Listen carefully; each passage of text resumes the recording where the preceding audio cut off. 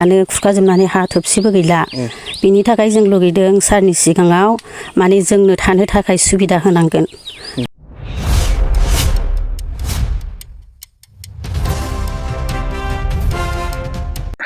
Hello लोगोफोर खुलुमबाय। दिनैनि गोदान भिडिअ नोंथांमोन बयखौबो बरायबाय। दा दिनै आं मोनसे भिडिअ लानानै फैलायबाय।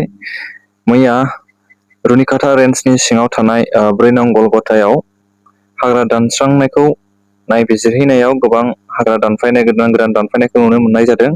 दा बेयाव दानफायनायनि सायाव दानफायग्रा बिथांमोना फोरमायदों दि हाग्रामा सानैसिम मोनसे खावलायनाय हरदों। बिथांमोननि हा हु गैयिलाय बिथांमोना बेयाव खारबोनाय जादों आरो बिथांमोननो थानो थाखाय जायगा नांगौ होननानै बिथांमोना हाग्रामा सारनिसिम दाबि खालामदों बा खावलायहरदों। जोंना हा दैयानो खुरखाजोबनानै हा थोबसेबो गैला बिनि थाखाय जों लुगैदों सारनि सिगाङाव माने जोंनो थानो थाखाय सुबिदा होनांगोन आरो जों बेयाव गैया नङा जोङो 40 गिरि मानसि दङ आरोना बेनिखायनो जोंनो थानो थाखाय सुबिदा होनांगोन बे सारा जोंनिसिम। गथ'फ्राथ' दङ दंनाया न'खरसेयाव सोरनावबा 4 3 2 बेफोरबायदि दङ आरो गासिबो दा फरायनायनि थाखायबो दा असुबिदा जानानै दं नालाय फरायनायनि थाखायबो गथ'फोरनि थाखाय माने सुबिदा होनांगोन आरो। नोंसिनाव हा हुआनो गैथारामोन? जोंना गैखाया सफाय खुरखा जानानै जोंना हायानो गैखाला। सारनिसिम हाग्रामा महिलारि सारनिसिम जोङो बुंहरनाय जाबाय आरो दा माने जोंनो जिरायनो थाखाय जोंनो माने सुबिदा नांगौ आरो जानो रायजो संसार जानो थाखाय। नोंसोर आलाय सिलाय जानानै फैनांदों बेयावहाय? औ जोंना दै खुरखा जानानै जोंना हायानो गैखायामोन नालाय बेनिखायनो जों दा बेयाव फैनानै थाफैनांगौ गोनां जादों आरो हाग्रामायाव।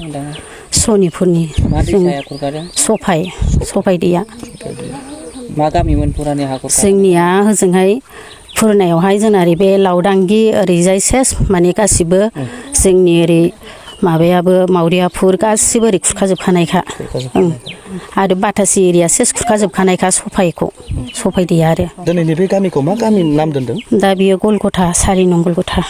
अननानै जोंहा हा हु गैया औ जोंखौ दाबसे जायगायाव गोजानाव अननानै मोजाङै मोजां संसार जानो दोनहैबानो जाबाय।